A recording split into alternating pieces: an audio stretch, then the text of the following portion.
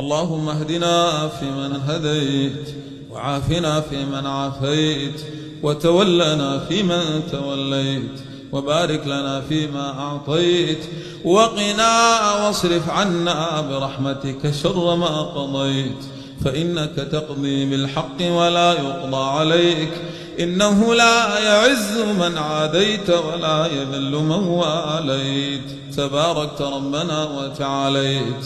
اللهم لك الحمد لا نحصي ثناء عليك، أنت كما أثنيت على نفسك. اللهم لك الحمد كما ينبغي لجلال وجهك وعظيم سلطانك. اللهم صل على محمد وعلى آل محمد كما صليت على إبراهيم وعلى آل إبراهيم، وبارك على محمد وعلى